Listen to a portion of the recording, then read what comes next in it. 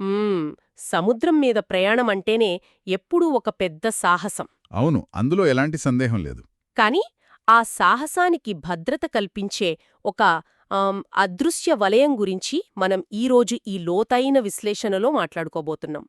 లా professor తరగతి గదిలో కూర్చున్న అనుభూతిని కలిగించేలా పేపర్ 2 లా ఆఫ్ ఇన్సూరెన్స్లోని యూనిట్ 3 అనే అకాడమిక్ అంశం చుట్టూ మన ఈనాటి చర్చ ఉండబోతోంది. ఖచ్చితంగా. ప్రపంచ వాణిజ్యంలో దాదాపు 90% సరుకు రవాణా సముద్ర మార్గాల గుండానే జరుగుతుంది కదా. అవును. అంటే ఒక దేశం నుండి మరో దేశానికి లక్షల కోట్ల రూపాయల విలువలిన సరుకులు మహాసముద్రాలను దాటుతూ వెళ్తుంటాయి. ఆ ప్రయాణంలో ఏ చిన్న పొరపాటు జరిగినా, ఏ తుఫాను వచ్చినా ఆ నష్టం ఊహకందని స్థాయిలో ఉంటుంది. నిజమే. ఆ నష్టాల నుండి ప్రపంచ ఆర్థిక వ్యవస్థను కాపాడుతున్న అత్యంత కీలకమైన అంశమే మెరైన్ ఇన్సూరెన్స్ లేదా సముద్ర బీమా. రైట్. ఈనాటి మన విశ్లేషణకు ప్రధాన మూలాలు ఏంటంటే న్యాయశాస్త్రానికి సంబంధించిన కొన్ని అకాడమిక్ నోట్స్, మెరైన్ ఇన్సూరెన్స్ చట్టం 1963, అలాగే కోస్టా కాంకోడియా లాంటి వాస్తవ సంఘటనల కేస్ స్టడీలు. ఈ ఆధారాలతో అసలు సముద్ర బీమా స్వభావం ఏమిటి, అందులోని పాలసీల రకాలు, సముద్రపు ప్రమాదాలు అంటే ఏమిటి, నష్టాలను ఎలా వర్గీకరిస్తారు అనేవన్నీ మనం చాలా సులభంగా డీకోడ్ చేయబోతున్నాం. అదే మన ప్రధాన ఉద్దేశ్యం. సరే, దీన్ని విడమర్చి చూద్దాం. అసలు సముద్ర బీమా చట్టం 1963 రాకముందు భారతదేశంలో పరిస్థితి చాలా భిన్నంగా ఉండేది. అవును. అప్పట్లో మనకు సొంతంగా ఒక చట్టం లేకపోవడం వల్ల వ్యాపారులు అప్పటికే ఉన్న ఇంగ్లీష్ చట్టాల ఆధారంగా బీమా చేసుకునేవారు. అది చాలా న్యాయపరమైన చిక్కులకు దారితీసేది. ఆ ఇబ్బందులను తొలగించడానికే ఈ భారతీయ సముద్ర బీమా చట్టం అమల్లోకొచ్చింది. అయితే ఏ బీమా అయినా ప్రాథమికంగా చూస్తే అది ఒక కాంట్రాక్టు మాత్రమే అన్నది మనం గుర్తుంచుకోవాలి. అవును. ఒక కాంట్రాక్ట్ చెల్లుబాటు కావాలంటే ప్రతిఫలం లేదా కన్సిడరేషన్ అనేది చాలా ముఖ్యం కదా. కరెక్ట్. బీమా తీసుకునే వినియోగదారులు క్రమం తప్పకుండా కట్టే ప్రీమియం ఒకవైపు ప్రతిఫలమైతే, సంస్థ ఇచ్చే నష్టపరిహార హామీ రెండో వైపు ప్రతిఫలమనమాట. ఇక్కడ ఒక సరదా వాస్తవం ఏమిటంటే స్మగ్లింగ్ వస్తువులకు బీమా కదా. అదే, ఎవరైనా స్మగ్లింగ్ ద్వారా రవాణా చేస్తున్న వస్తువులకు బీమా చేయాలని చూస్తే ఆ కాంట్రాక్ట్ అస్సలు చెల్లదు. ఖచ్చితంగా చెల్లదు. ఇక్కడ ఆకర్షణీయమైన విషయం ఏమిటంటే సాధారణ ఫైర్ లేదా మోటార్ బీమాకు మెరైన్ బీమాకు ఉన్న ఒక అతిపెద్ద వ్యత్యాసం. ఇన్సూరబుల్ ఇంట్రెస్ట్కి సంబంధించిన విషయమే కదా. అవును. ఫైర్ ఇన్సూరెన్స్లో మనం బీమా తీసుకునే సమయానికే మనకు ఆ ఆస్తిపై బీమా చేయదగిన ఆసక్తి అంటే ఇన్సూరబుల్ ఇంట్రెస్ట్ ఉండి తీరాలి. కానీ సముద్ర బీమాలో మాత్రం నష్టం జరిగే సమయానికి ఆసక్తి ఉంటే సరిపోతుంది. హక్కు లేకపోయినా పర్వాలేదన్నమాట. సరుకు సముద్రంలో ఉండగానే యజమానులు మారిపోతుంటారు కాబట్టి ఇది చాలా ప్రాక్టికల్గా ఉంటుంది. ఎగ్జాక్ట్లీ. అంతర్జాతీయ వాణిజ్యానికి ఇది ఎంతో వెసులుబాటునిస్తుంది. ఇక బీమా సూత్రాల్లో కోర్టుల్లో ఎప్పుడూ వాదనలకు దారితీసే మరో కాన్సెప్ట్ ప్రాక్సిమేట్ కాజ్, అంటే సమీప కారణం. నష్టం జరిగినప్పుడు అసలు కారణాన్ని ఎలా గుర్తిస్తారో చెప్పే అద్భుతమైన సూత్రమిది. మనం మూలాల్లో ఉన్న ఆ పర్సనల్ యాక్సిడెంట్ ఉదాహరణ చూస్తే, ఒక వ్యక్తి వేటకు వెళ్లి ప్రమాదానికి గురవుతాడు. అవును, కాలు విరిగి కింద పడిపోతాడు. తడి నేల మీద పడిపోయి ఆ విపరీతమైన చలిలో ఉండిపోయి చివరికి న్యూమోనియా వచ్చి చనిపోతాడు. అప్పుడు బీమా కంపెనీ ఏమంది? అతను చనిపోయింది న్యూమోనియాతో కాబట్టి, అదొక వ్యాధి కాబట్టి మేము డబ్బులివ్వము అని వాదించింది. కాని కోర్టు ఆ వాదనను ఒప్పుకోలేదు.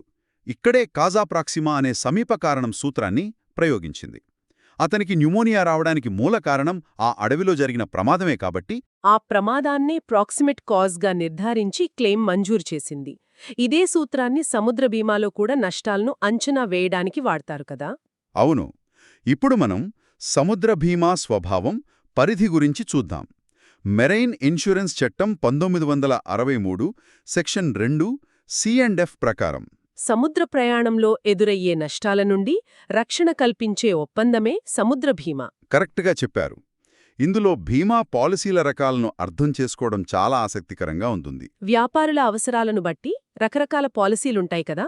ఉదాహరణకు వాయేజ్ పాలసీ చూస్తే ఇది ఒక నిర్దిష్ట ప్రయాణానికి మాత్రమే వర్తిస్తుంది. మద్రాస్ నుండి సింగపూర్ వరకు ఒక ఓడ ప్రయాణిస్తుంది అంటే ఆ ప్రయాణం పూర్తయ్యే వరకు మాత్రమే ఈ కవరేజ్ ఉంటుంది. కాలంతో సంబంధం లేకుండా ప్రయాణమే ముఖ్యం అన్నమాట ఇక్కడ. అవును. ఇక రెండవది టైం పాలసీ. ఇది ప్రయాణాలతో సంబంధం లేకుండా జనవరి 1 నుండి మరుసటి సంవత్సరం జనవరి 1 వరకు ఇలా సమయాన్ని బట్టిస్తారు. ఇది ఎక్కువగా ఓడలకు వాడతారు.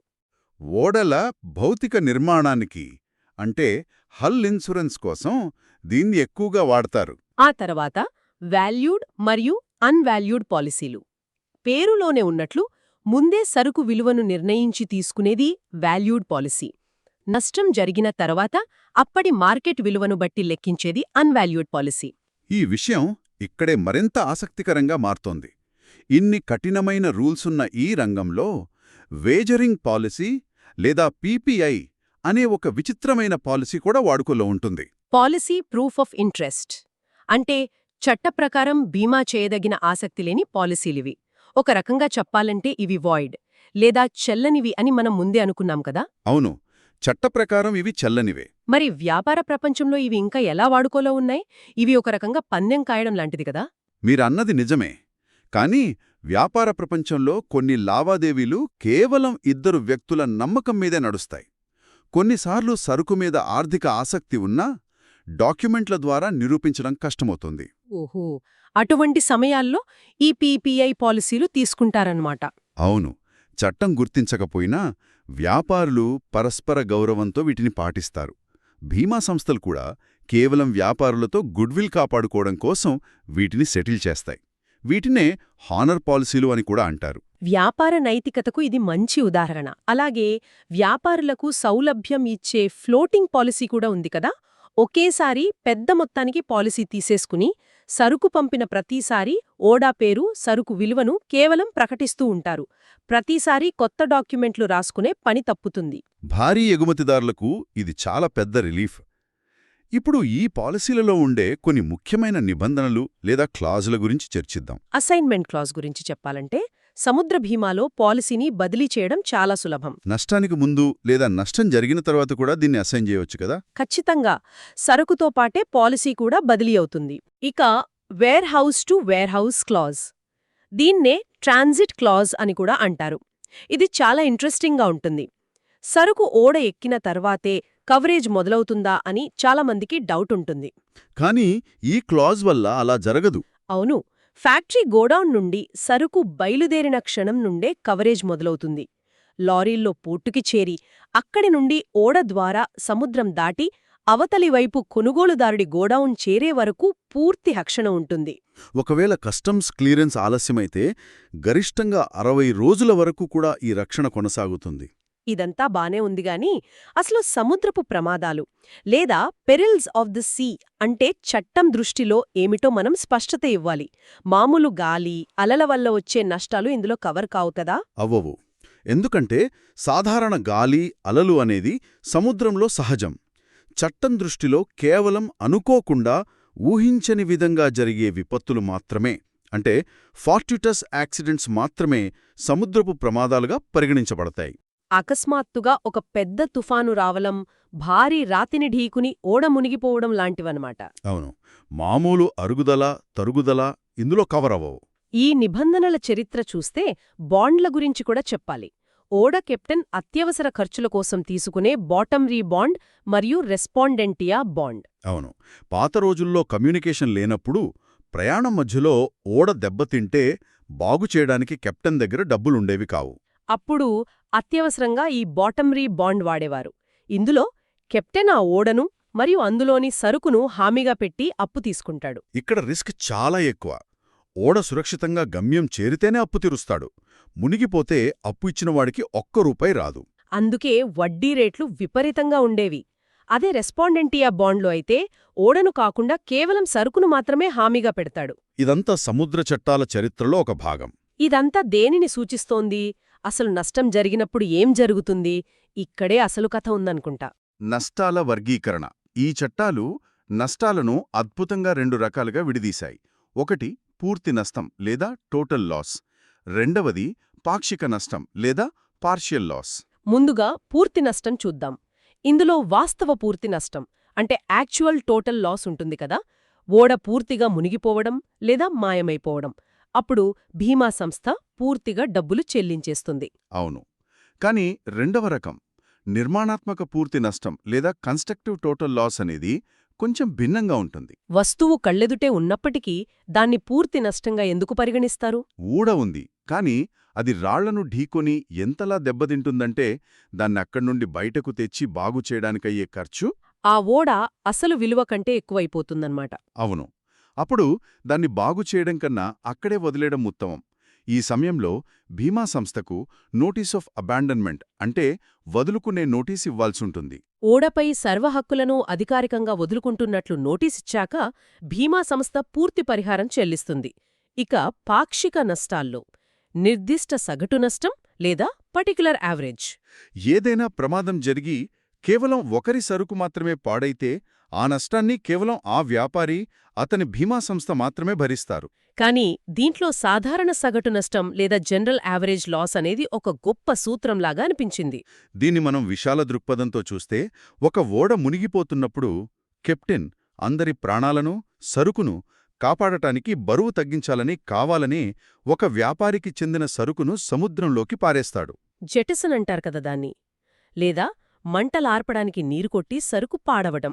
ఇక్కడ ఒకరి సరుకును ఉద్దేశపూర్వకంగా బలిచేయడం వల్లే మిగతావారు సురక్షితంగా బయటపడ్డారు. అవును, అందరి ప్రాణాలు కాపాడటానికి ఒకరి సరుకు బలి చేయబడింది కాబట్టి ఆ నష్టాన్ని కేవలం ఆ ఒక్క వ్యాపారి భరించాల్సిన అవసరం లేదు. అదం మొత్తం సముద్ర బీమా మార్కెట్ను కుదిపేసింది.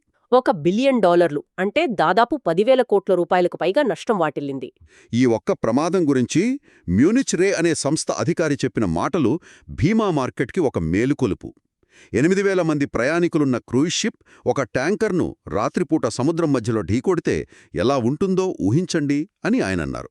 అందుకే బీమా కంపెనీలు ఇంత భారీ నౌకలకు హల్ ఇన్సూరెన్స్ చేయడానికి పునరాలోచిస్తున్నాయి కదా. అవును, ఆ రిస్క్ అలాంటిది. సరే, నష్టం జరిగిన తర్వాత క్లెయిమ్ పొందడానికి కొన్ని ముఖ్యమైన పత్రాలు కావాలి కదా. సరుకు విలువను నిరూపించే ఇన్వాయిస్ కాపీ, సరుకు ఓడలో ఎక్కించామని చెప్పే బిలోస్ లాడింగ్. నష్టాన్ని అంచనా వేయడానికి స్వతంత్ర సర్వే రిపోర్టు కూడా చాలా ముఖ్యం. అలాగే కెప్టెన్ ఇచ్చే ప్రొటెస్ట్ కాపీ. ఈ నష్టానికి నా నిర్లక్ష్యం కారణం కాదు, సముద్రపు విపత్తే కారణం అనిచ్చే వాంగ్మూలమిది. కరెక్ట్. క్లెయిమ్ ప్రాసెస్లో ఈ డాక్యుమెంట్లన్నీ చాలా బలాన్నిస్తాయి. ఈరోజు మనం తెలుసుకున్న ప్రధాన అంశాలను ఒక్కసారి చూస్తే ప్రపంచ వాణిజ్యం మొత్తం ఈ సముద్ర బీమా అనే అదృశ్య భద్రతా వలయం మీద ఎలా ఆధారపడి ఉందో స్పష్టమవుతుంది. అవును, కాంట్రాక్ట్ నియమాల నుండి పాక్షిక మరియు పూర్తి నష్టాల వరకు మనం తెలుసుకున్న ప్రతి విషయం గ్లోబల్ ట్రేడ్కి ఎంత కీలకమో అర్థమైంది. అవును. ముగించే ముందు వినేవారిని ఆలోచింపజేసే ఒక విషయం చెప్పాలనుకుంటున్నాను. మూలాల్లో మనం FCS అంటే free of capture and seizure అనే క్లాజ్ గురించి నేర్చుకున్నాం. యుద్ధ సమయాల్లో శత్రువులు ఓడను పట్టుకుంటే భీమా నిలిపివేసే పాతకాలపు క్లాజ్ ఇది కదా. అవును, కానీ ఈ రోజుల్లో దేశాల మధ్య అధికారికంగా యుద్ధం ప్రకటించకుండానే పరోక్ష దాడులు, సైబర్ అటాక్స్ మరియు సముద్రపు దొంగల హైజాక్లు విపరీతంగా పెరిగిపోయాయి. అంటే డ్రోన్ల ద్వారా ఓడలపై దాడులు చేయడం, సిస్టమ్స్ హ్యాక్ చేయడం లాంటివి. కరెక్ట్. మరి ఇలాంటి అప్రకటిత యుద్ధ పరిస్థితుల్లో సముద్రం మధ్యలో ఉన్న కోట్లాది రూపాయల సరుకుకు ఏమైనా జరిగితే బీమా ఎవరి బాధ్యత అవుతుంది? ఈ చట్టాలు ఆధునిక హైబ్రిడ్ యుద్ధాలకు సరిపోతాయా? ఇది నిజంగా ఆలోచించాల్సిన ఆసక్తికరమైన ప్రశ్నే. శ్రోతలు కూడా ఈ కోణంలో ఒక్కసారి తమకి తాము ఆలోచించుకోవాలి. ఈ భవిష్యత్తు సవాళ్లకు సమాధానాలు వెతకడం ఈనాటి తక్షణ అవసరం.